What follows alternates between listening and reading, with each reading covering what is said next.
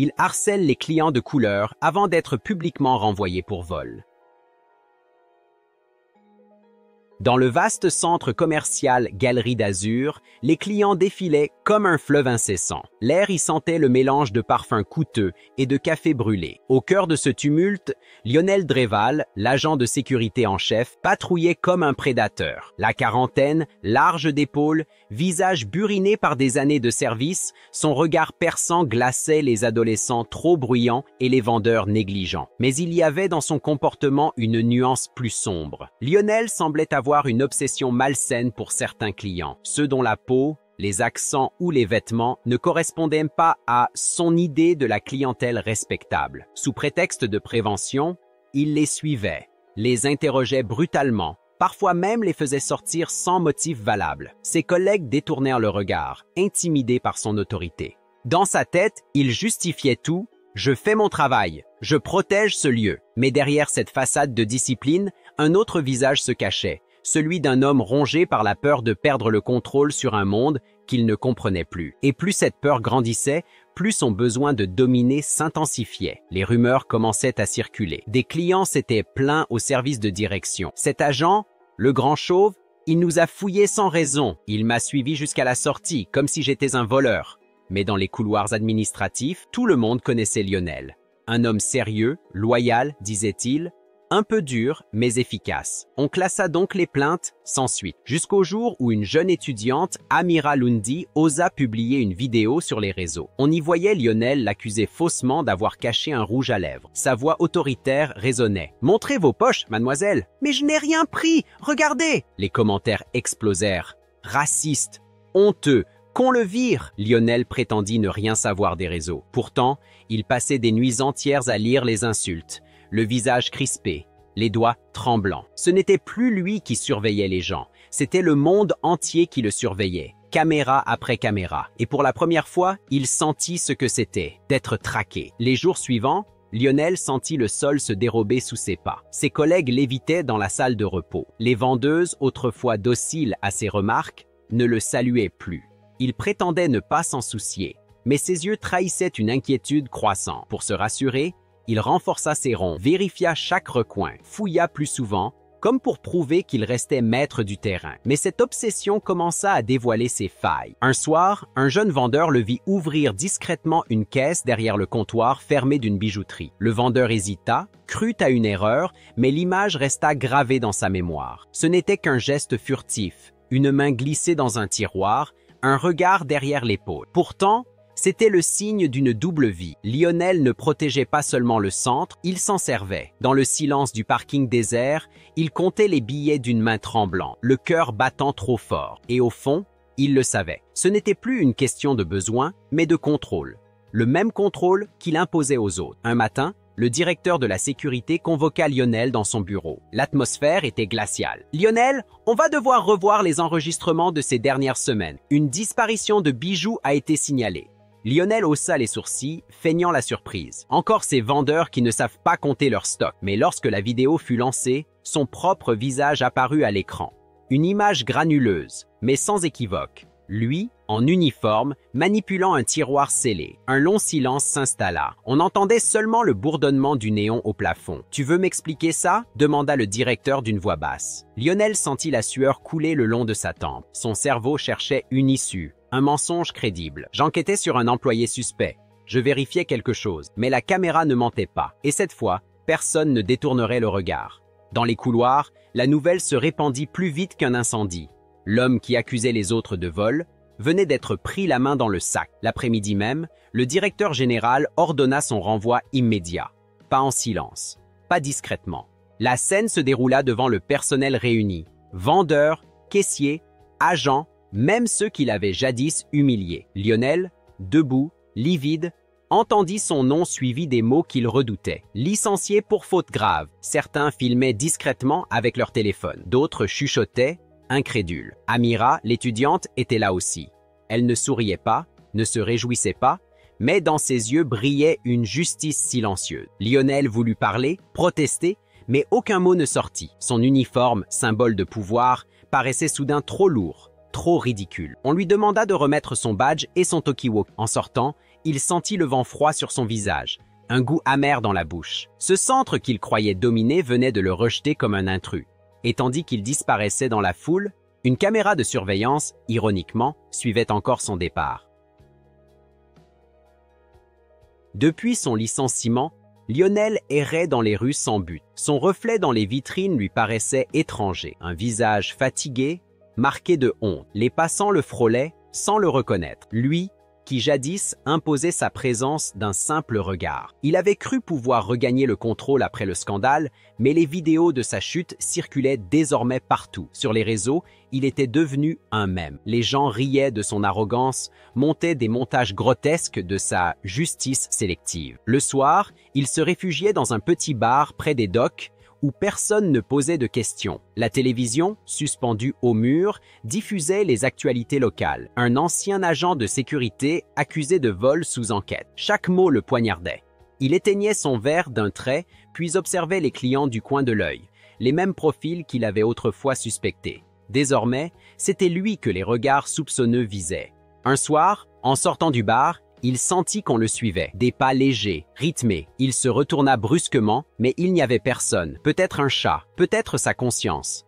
La peur, pour la première fois, s'était installée dans son ombre. Quelques jours plus tard, Lionel retourna discrètement à la Galerie d'Azur. Il ne supportait pas l'idée que tout continue sans lui. Les lumières, les rires, les mêmes clients qu'il terrorisait autrefois, tout semblait intact. Il resta dehors, derrière les vitres, observant. Ses mains tremblaient, son souffle formait de petites buées contre le verre. Soudain, il vit Amira passer près de l'entrée. Elle riait avec une amie, un sac à la main. Un instant, leur regard se croisa. Ou du moins, il le crut. Son cœur s'emballa. Un sentiment étrange l'envahit. Pas seulement de la colère, mais une honte écrasante. Il réalisa qu'il n'avait jamais vraiment regardé ces gens qu'il jugeait. Il n'avait vu que des silhouettes, des menaces imaginaires, et maintenant, c'était lui le monstre qu'on évitait. Un agent de sécurité, nouveau dans l'équipe, le remarqua rôdant près des portes. Il s'avança. « Monsieur, vous cherchez quelqu'un » Lionel recula, le visage à moitié caché sous sa casquette. « Non, rien, je passais » Mais dans son regard, il y avait une flamme inquiétante, une flamme que même lui ne comprenait plus. Les jours suivants, la solitude devint son seul compagnon. Il vivait dans un petit appartement mal éclairé, où les murs semblaient chuchoter la nuit. Le silence y était presque étouffant. Sur la table, les lettres de convocation s'accumulaient. Dépôt de plainte, restitution d'argent, poursuite possible. Chaque enveloppe blanche était un rappel de sa chute. Il essayait d'oublier, mais chaque fois qu'il fermait les yeux, les visages revenaient. Amira, les clients humiliés, ses collègues ricanant dans son dos. Et surtout, l'image figée de lui sur cette vidéo de surveillance, le tiroir ouvert, la main fautive. Il n'arrivait plus à dormir. Parfois, il croyait entendre des pas dans le couloir, des voix chuchotant son nom.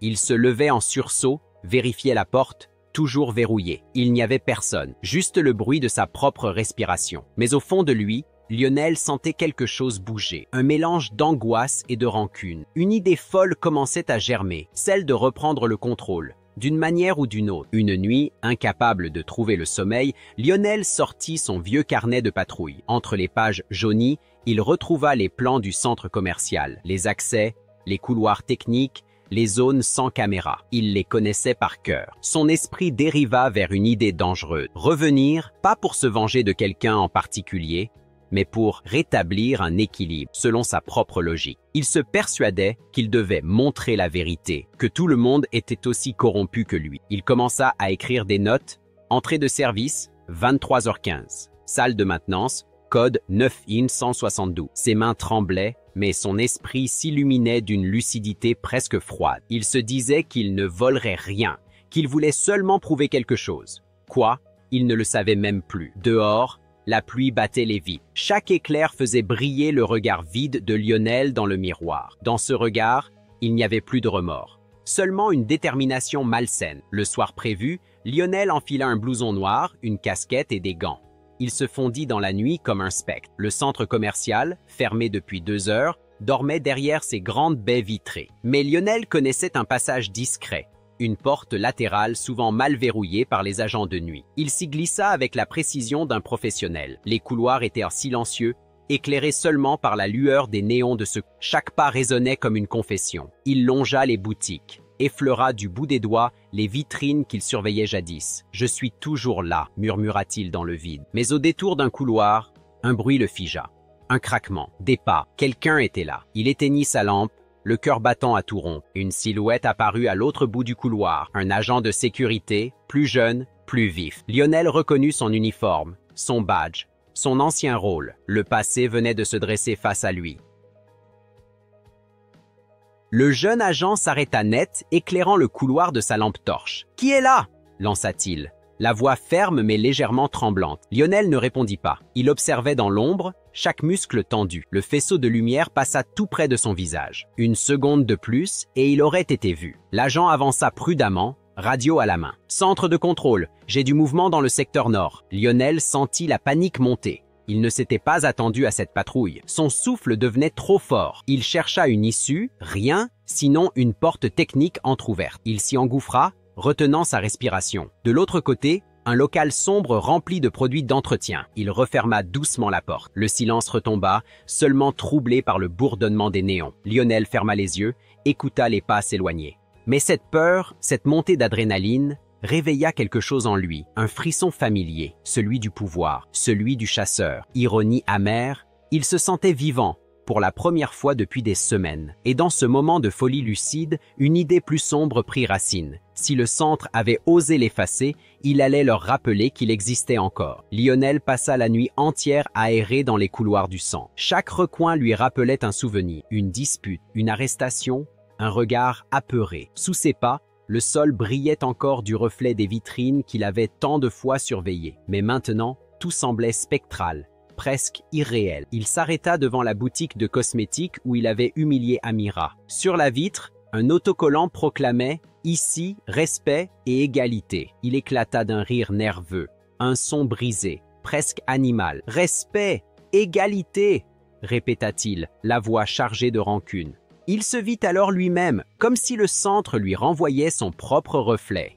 Cet homme froid, sûr de lui, prêt à juger le monde sans jamais se regarder. Pour la première fois, il comprit la haine qu'il inspirait, et ce constat lui brûla la poitrine. Mais au lieu de fuir cette vérité, il la laissa l'envahir. « Vous vouliez un monstre ? Très bien !» Ces mots se perdirent dans l'écho du bâtiment vide. Il ne savait plus s'il cherchait la rédemption ou la vengeance. Peut-être les deux à la fois. Les agents de nuit avaient remarqué des anomalies. Portes ouvertes, alarmes désactivées, ombres floues sur les caméras. Bientôt, deux d'entre eux commencèrent une ronde coordonnée, talkie-walkie à la main. Lionel, caché dans les conduits de maintenance, observait leur déplacement à travers les grilles d'aération. Chaque mouvement de lampe le rendait fébrile. C'était lui, maintenant, la proie. Et pourtant, une partie de lui savourait cette inversion des rôles. Il glissa silencieusement d'un conduit à un autre, comme une ombre vivante. Le métal grinça sous son poids. L'un des agents leva la tête, alerte. « Tu as entendu ça? Ouais, peut-être un rat? Un rat !»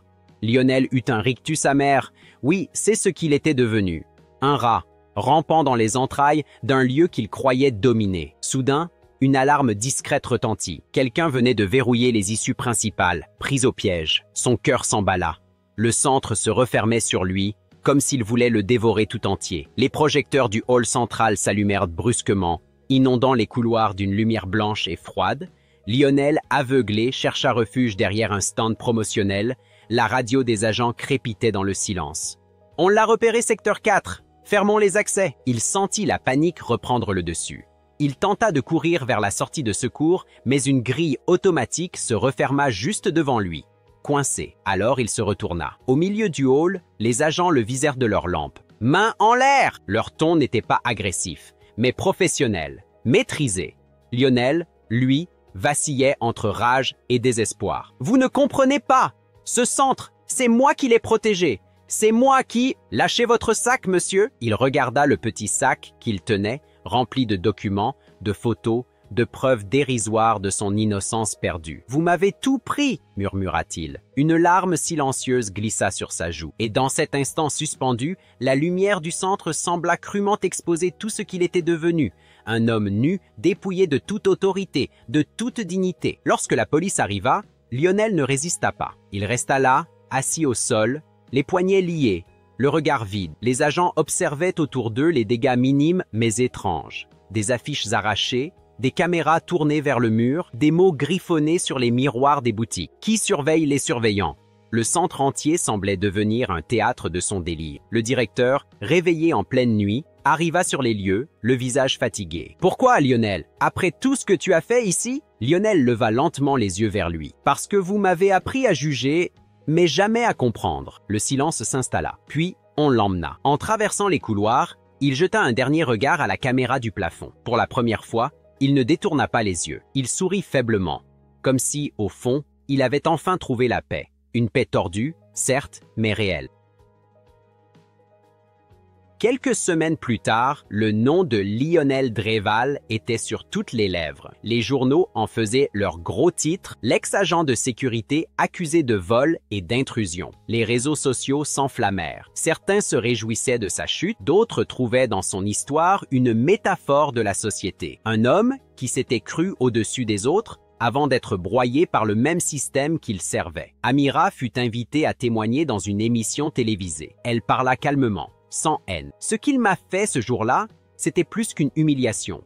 C'était comme si je n'étais pas humaine à ses yeux. Mais je ne veux pas qu'il souffre, je veux juste qu'il comprenne. Ces mots résonnèrent profondément dans l'opinion publique. Pendant ce temps, Lionel restait enfermé dans une cellule provisoire, attendant son jugement. Le bruit, la foule, les flashs des caméras, tout cela semblait venir d'un autre monde. Il n'était plus qu'un nom dans un dossier, un visage sur un écran. Ironie suprême, lui qui surveillait les autres toute sa vie, se retrouvait à présent observé, disséqué, analysé comme un phénomène de foire. En prison, le temps s'étirait, immobile. Les journées de Lionel se ressemblaient toutes. Repas fades, couloirs gris, solitude. Il ne parlait presque à personne. Les autres détenus, intrigué par sa chute médiatique, l'appelait le flic des vitrines. Un soir, un codétenu, un vieil homme calme au regard perçant, s'assit près de lui. « Tu sais, le problème, c'est pas ce que t'as fait, c'est ce que tu croyais être. » Lionel resta silencieux, mais ses mots s'accrochèrent à lui. Chaque nuit,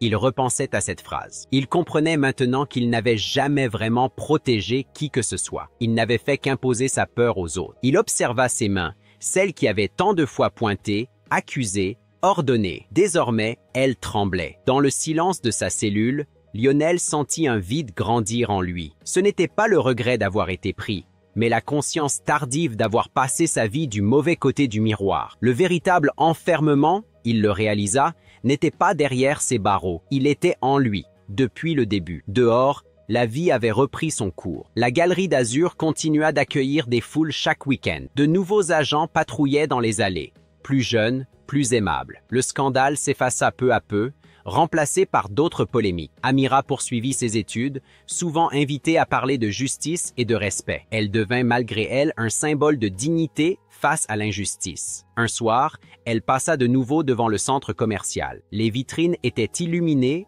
identiques à celles du jour où tout avait commencé. Elle pensa brièvement à Lionel, pas avec colère, mais avec une étrange compassion. Peut-être, se dit-elle, que certains hommes ne sont pas mauvais, seulement aveuglés par leur peur de disparaître. Elle entra, fit quelques achats, sourit à un agent de sécurité qui lui ouvrit la porte. La boucle, d'une certaine façon, était bouclée. Mais quelque part, dans une cellule grise, un homme regardait le plafond et se demandait encore « Qui étais-je vraiment quand je portais cet uniforme ?» Le jour du verdict arriva. Lionel fut conduit au tribunal, menotté, entouré de gendarmes. La salle était pleine à craquer. Journalistes, curieux, anciens collègues. Le procureur parla longtemps de trahison morale, de haute responsabilité dévoyée. Quand vint son tour, Lionel se leva. Il ne lut aucun texte, ne chercha pas à se justifier. « Je croyais défendre la loi », dit-il d'une voix rauque. « Mais je défendais juste ma peur. Je voyais des ennemis partout parce que je ne savais plus voir des êtres humains. » Un murmure parcourut la salle. « Je mérite ma chute », ajouta-t-il simplement. Le juge prononça une peine symbolique, réduite grâce à sa coopération. Mais ce n'était pas la justice humaine qui le hantait. C'était celle qu'il se rendait à lui-même. En sortant, il croisa le regard d'Amira, assise au fond. Elle hocha doucement la tête. Pas un mot, juste un signe muet. Le pardon n'était pas total, mais il existait. Et dans ce regard, Lionel sentit pour la première fois un peu de lumière. Quelques années plus tard, Lionel travaillait comme gardien de nuit dans un petit entrepôt isolé. Plus de caméras, plus de badges, plus d'uniformes, juste un vieux blouson et un carnet où il notait les heures. Chaque soir, il regardait le ciel depuis la grille de sortie. Le monde continuait, indifférent, mais il s'en accommodait. Il avait cessé de vouloir contrôler. Désormais, il observait en silence, sans juger. Parfois, il croisait un livreur ou un sans-abri et leur offrait un café chaud. Ce simple geste, autrefois impensable pour lui paraissait aujourd'hui essentiel. Un matin, alors que l'aube teintait les nuages de rose, il écrivit ces mots dans son carnet. « J'ai passé ma vie à surveiller les autres. Aujourd'hui, je veille sur ce qu'il me reste d'humain. » Puis il referma doucement le carnet et sourit. Le gardien qu'il était autrefois appartenait au passé. Mais celui qu'il était devenu, discret, humble, apaisé, veillait désormais sur quelque chose de bien plus précieux. La paix retrouvée avec lui-même.